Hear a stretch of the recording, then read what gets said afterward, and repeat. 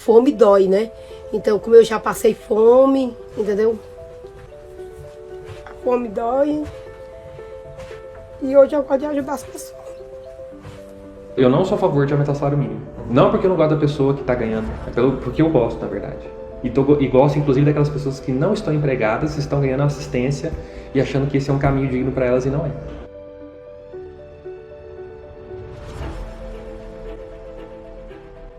O salário mínimo é o menor valor dentro da legalidade que os empregadores podem pagar para seus funcionários. Ele foi instituído em janeiro de 1936, com a criação de Lei de número 185, que garantia ao trabalhador o direito de receber um salário capaz de satisfazer, em determinada região do país e em determinada época, suas necessidades normais de alimentação, habitação, vestuário, higiene e transporte. De acordo com o doutor em economia Matheus de Paiva, antes de falarmos sobre salário mínimo, primeiramente, precisamos entender o que é salário. O salário é parte daquilo que o trabalhador gera de receita para a empresa que volta para ele, na forma de remuneração. Isso é salário. Então, sai do seu trabalho. Você, por exemplo, você num dado mês gerou 20 mil reais para a empresa vai te pagar uma parte desses 20 mil. Isso é salário, certo? Atualmente, existem por volta de 10,1 milhões de pessoas desempregadas no Brasil. E cerca de 38% sobrevivem com até um salário mínimo por mês. A minha renda é baixa, né? A minha renda é um valor de R$400, né? R$600, né? Que aumentou, né? Então, esse valor, eu pego esse valor, né? Porque meu menino estuda, porque os outros não estudam, né? Os outros estudam. Mas, tipo assim, eu pego Bolsa Família, entendeu? E pra mim, o pior pra mim como é que se diz? Eu não pegava o prato cheio, eu consegui, agora eu tô pegando, porque chamei Record, chamei Band, chamei tudo, entendeu? E consegui. Por quê? Porque eu preciso, né? Porque a pessoa só corre atrás de uma coisa quando precisa, né, meu filho? Então, eu consegui, né? Aí hoje eu tenho o quê? Hoje eu tenho Vale Gás, tudo o governo, se não correr atrás, você não tem nada dele. Então, é um direito nosso, né? Que é nosso dinheiro mesmo, que eles estão pegando, né? Então, é o dinheiro nosso, né? Então, tipo assim, eu corri atrás e deu certo, peguei. Eu recebo o Auxílio Brasil, do governo. E aqui, se a gente paga, o aluguel aqui é R$1.100. A gente poderia morar num lugar mais barato? Poderia, mas eu tenho 4 crianças, entendeu? Então, acaba que a gente morava num lugar mais barato, só que lá tava mofando muito. E ela pegou uma alergia muito forte ao mofo. E a gente teve problemas com isso, entendeu? E aí a gente veio morar aqui. Apertou outras coisas, a gente teve que abrir mão de outras coisas por conta disso. Aí o gasto de alimentação também é alto, porque são 6 pessoas dentro de casa. Então meu marido trabalha de diária também. E por conta da pandemia, ele também ficou sem algumas. Agora que tá voltando ao normal. Mas ele ganha um pouco mais de um salário mínimo. Entendeu? E aí eu complemento com o meu Auxílio Brasil, mas não é aquela coisa que a gente conta todo mês. Tem todo mês? Tem, mas a gente tem medo assim, de um dia não ter, do mês não ter, né? Coisa do governo, você sabe como é que é. E tem a pensão dos meus outros filhos, mas também não é certa, porque o pai delas, dos meus outros filhos também, tem outros filhos também. Então eu também não conto muito. Nunca quis entrar em justiça nem nada, mas é isso. Aí vem água, luz, internet, que a gente tem que ter, porque tem coisa de escola e tudo. E é isso. Eles fazem o curso, aí o curso que meus 2 filhos fazem, porque tem um que tá no como é que se diz? Negócio da justiça. Aí eles vêm aqui e trazem a cesta desse tamanho pra mim. Então eu já não pego pra mim, né? Eu já dou pra outra pessoa. Então, tipo assim, aqui na minha casa, o que eu passo mais necessidade, como eu tinha mostrado antes, já que ela viu, é a carne. Entendeu? Porque aqui eu só compro só o básico. Aqui eu preciso de quê? É do biscoito pro meu filho. Hoje mesmo ele tava me pedindo biscoito. Mãe, eu quero biscoito. Não tenho biscoito. Entendeu? O meu mais pequenininho, né? E a menina que eu te falo que é minha filhada, né? Entendeu? E eu que cuido mais dela, entendeu? E tipo assim, pra mim isso aí dói, né? entendeu? Aí quando eu pego o prato cheio, eu já vou lá no mercado, já compro a carne, já compro o quê? Eu compro o sucrilho que ele mais ama, é o sucrilho, né? Então eu pego o sucrilho pra ele, compro só biscoito mesmo, irmão. Criança pede uma coisa, pede outra, roupa e tudo, passear, não dá. Entendeu? O alimento não falta, graças a Deus. O básico também, né? Nem todo dia a gente pode ter aquela alimentação maravilhosa, mas a gente vai sobrevivendo. O mais importante que a gente deveria pensar em questões de salário mínimo é o quê? A alimentação.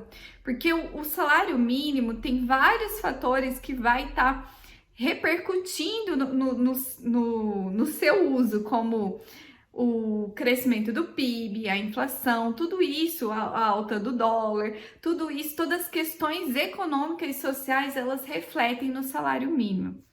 E aí que é um ponto importante. Só que a gente não pensa na realidade social de quem vive, depende desse salário mínimo. O salário mínimo, às vezes, não é o suficiente para suprir a saúde, um remédio que está num valor alto, ou ter o acesso a um atendimento particular de saúde. O valor do salário mínimo, às vezes, não é o suficiente justamente porque ele não condiz com o valor da cesta básica, com arroz, com a carne. Atualmente, principalmente diante da pandemia e da nossa crise econômica e política e social, a gente tem pessoas passando fome, pessoas que não conseguem comprar o básico dentro de uma cesta básica, que precisam e necessitam de ajuda para se alimentar. Então, se a gente não refletir o que precisa, o que é o essencial, que o salário mínimo nem atinge, como a gente vai criticar a sua existência?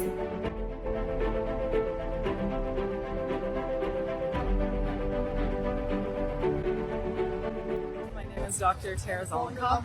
I am a professor of global health. I work at 3 universities in the United States. I also run 2 nonprofits. One nonprofit is in Kenya and one is in the United States.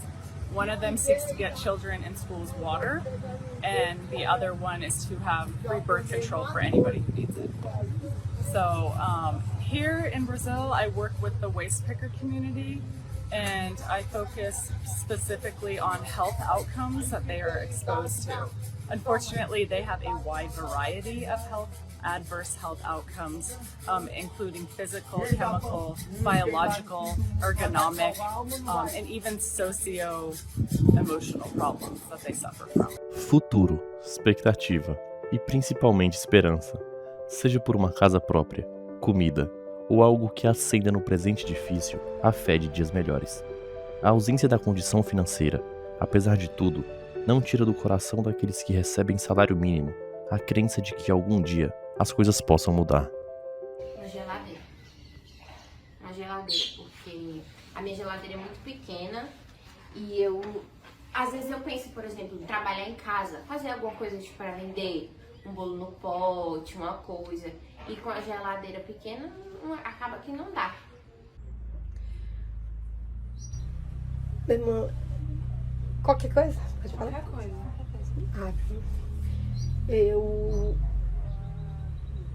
Meu sonho mesmo, não gosto de mentira, meu sonho mesmo é comprar uma televisão boa para meus filhos assistir. Porque eles me pedem. Essa televisão eu ganhei, minha irmã já pifou. Aí eu vou jogar isso aí fora. Eles pedem para o meu pequenininho que tem problema, ele fala, mãe, por que você não compra televisão para nós assistir, para mim assistir desenho? Ele tava sem celular. Aí, tempo de política, você sabe como é que é política, né? Aí eu falei pra política, né, que veio aqui, ela também me ajudou muito, né? Entendeu? Aí ela falou assim, eu falei pra ela que meu filho tá precisando de um celular. Ela pegou, comprou o celular e deu pra ele, tu acredita? Normalmente uma televisão, né? Aquelas de parede. Tô precisando de um guarda-roupa, de uma cama, né? E creio que um dia Deus vai me dar uma moradia, né? Porque eu não vou ver o resto da minha vida de aluguel, né? É um dinheiro que vai e não volta mais, né? É muito complexo, então, o que está envolvido por trás do salário mínimo. Ele é o suficiente? Não sei. Não é, né? Não, nesse momento que a gente pode afirmar é que ele não é o suficiente, ele não supre. Se a gente tira o salário mínimo, se a gente não oferece? O que é da população? Como vai repercutir no índice de pobreza, de vulnerabilidade social que nosso país tem? Porque ele não é o suficiente já para amenizar a desigualdade social. Imagina sem ele, imagina que não tem a existência do salário mínimo. Então, assim, a gente ainda vai ter mais um buraco econômico, porque essas pessoas que têm salário mínimo também são consumidores, também estão participando da questão econômica que envolve o nosso país. Então, eles precisam disso, eles precisam desse dinheiro. É o mínimo, tá na nossa Constituição, a gente precisa dar o mínimo de sobrevivência para as pessoas. Então, são reflexões abertas para a gente pensar a existência do salário mínimo, mas enquanto professora, que estou falando aqui dentro de um olhar para o serviço social e defendendo que exista uma assistência forte que venha de amparo do Estado, o que eu posso dizer é que nós temos que, nesse momento, não questionar a existência ou não do salário mínimo, mas a gente tem que questionar que será que ele é o suficiente, que ele tem cumprido com o que a gente coloca, com o que está escrito na Constituição? Eu não sou a favor de aumentar o salário mínimo. Não porque eu não gosto da pessoa que está ganhando, é porque eu gosto, na verdade. E gosto, inclusive, daquelas pessoas que não estão empregadas, estão ganhando assistência e achando que esse é um caminho digno para elas e não é. O caminho para elas é o trabalho, como de qualquer pessoa. E o trabalho que vai ser feito pela iniciativa privada, a maior parte das vezes, onde ela vai produzir algo ou um serviço e as pessoas livremente vão até a loja dela e vão comprar. E vão comprar feliz, porque, bacana, estou voltando aqui de novo para comprar o seu pão de queijo, o que for. Porque você fez bem feito, porque você é uma boa atendente, enfim. E não ficar lá esperando a coisa cair do céu, porque não vai cair do céu. Então, assim, toda vez que você aumenta o salário mínimo, você expulsa uma parte das pessoas mais pobres do mercado de trabalho. Bom, se é isso que as pessoas acham que é o certo, né, o caminho certo do Brasil, expulsar as pessoas do mercado de trabalho e aprisioná-las no assistencialismo, né, eu acho que não. Eu acho que o caminho é o caminho do empreendedorismo. Tanto do ponto de vista que quem já tem recursos para empreender, então o governo facilite a vida dos empresários para eles abrirem mais empresas, aumentar a produção, aumentar o plano industrial para contratar mais. Eu já fiz muito currículo, para trabalhar, né? Entendeu? Para mim, já botei currículo no atacadão que tava pegando, não chamou. Botei meu filho mais velho, não chamou, entendeu? Tipo assim, o meu estudo foi pouco, né? Eu fiz até a quarta série, né? Mas, tipo assim, o meio de limpeza eu queria, né? Porque, assim, meu filho, a gente hoje só tem um emprego se você tiver estudo.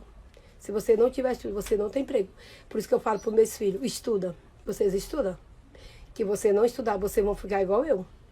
Eu faço algumas diárias por conta da pandemia e da bebê também. Eu tive que, por causa da pandemia, onde eu trabalhava, me dispensaram. E depois que eu tive bebê, eu saí do trabalho. Eu optei por sair para cuidar dela em casa. Eu não sou aquela mãe que opta por creche. Eu prefiro cuidar. E aí, quando aparece, eu faço uma diária ou outra. E só meu marido trabalha mesmo em casa. De acordo com Walter Lídio Nunes, vice-presidente da Associação Gaúcha das Empresas Florestais, um país não resolve problemas sociais por meio de esmolas assistencialistas, mas com empregos e iniciativas empreendedoras. Em concordância com Walter, o coordenador do curso de Economia da Universidade Católica de Brasília falou sobre os malefícios por trás do assistencialismo. O principal é aprisionar dentro dessa ideologia de que a pessoa depende do Estado para poder prosperar na vida. Isso é a pior coisa, porque a pessoa, por mais que ela tenha um potencial, né, às vezes ela é criativa, a gente não sabe, nem vai ficar sabendo, porque em vez de ela alocar os seus recursos cerebrais, físicos e espirituais para produzir algo novo, para produzir bem uma coisa que já existe, ela vai ficar focada em lutar por mais auxílio, por mais assistencialismo. Esse é o problema. Esse aprisionamento da alma, para mim, é o pior. Claro que tem impacto orçamentário, etc, etc. Mas você aprisionar a pessoa, dizendo que ela é incapaz de sair daquilo e que ela sempre vai precisar do governo, de uma ajuda de um governo, que sabe-se lá, que nem conhece essa pessoa, não sabe nem o nome dela, né? Para ela poder prosperar, é muito triste. Então a gente está, às vezes, deixando de existir vários Steve Jobs, que poderiam estar aqui no Brasil mesmo, porque você ensina que, na verdade, você nasceu pobre, você tem que depender de assistência, você não é capaz de construir seu próprio caminho. Isso vai na contramão de vários exemplos, né? Silvio Santos e outros tantos empresários que começaram lá de baixo, que conseguiram vencer essa barreira que o próprio sistema cria para te aprisionar ali na pobreza, vai contra a teoria econômica, vai contra, inclusive, a liberdade humana.